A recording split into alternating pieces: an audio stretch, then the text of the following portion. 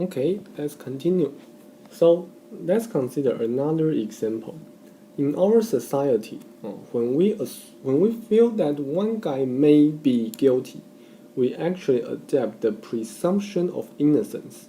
That means we basically consider one guy as innocent until we have a strong evidence showing that he or she is guilty. Okay? So suppose there is a person who probably stole some money.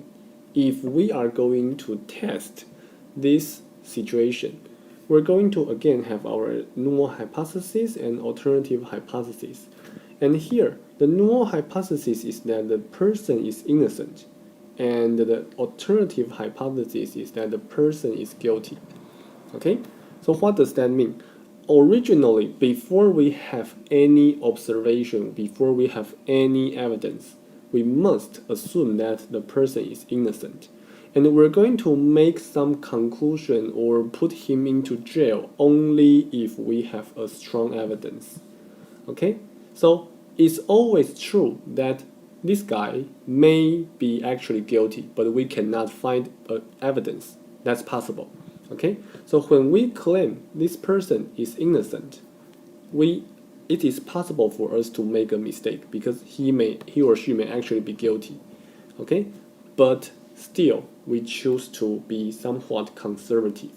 We must first assume that he is innocent, and then when we have an evidence, we put him into jail.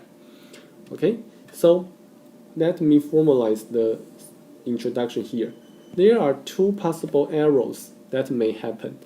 Either one is guilty, but we think he or she is innocent, or one is innocent, but we think he or she is guilty. Okay? Then, which one is more critical? Typically, we say the second one is a more serious problem, a more serious error, right? Because it's unacceptable for us to say one guy is guilty when he is innocent. So we hope that that's not going to be happening in our hypothesis testing process. So we will put the innocent part as our null hypothesis, as our original belief, and try to see if we can find a strong evidence rejecting that hypothesis. Okay? So we do that.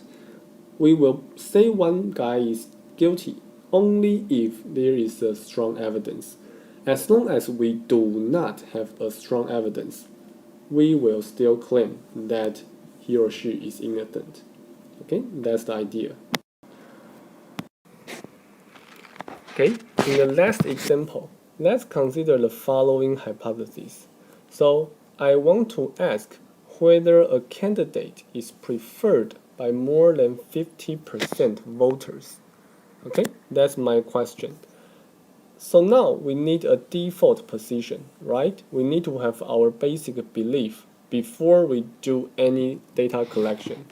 So because the percentage that we care about is 50%, our null hypothesis would be stated in this way.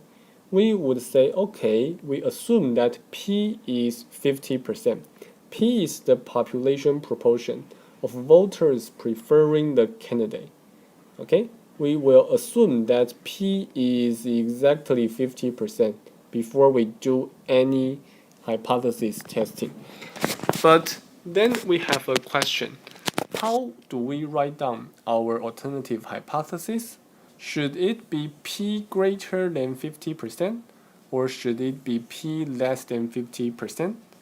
This is actually a good question. Okay? Either way can be right. It just depends on what's your application. Okay? It's possible that we want to prove this or that, so that we make our decisions accordingly. So let's see how to make the decision. The choice of the alternative hypothesis depends on the related decisions or actions to make. Suppose today the scenario is that one will go for the election only if he or she thinks he or she is going to win. Okay? that means he wants to find a strong evidence supporting that P is greater than 50%. So the default decision is do not go for an election. So the alternative hypothesis would be this one. If I can have a strong evidence showing that I will win, then I go for the election.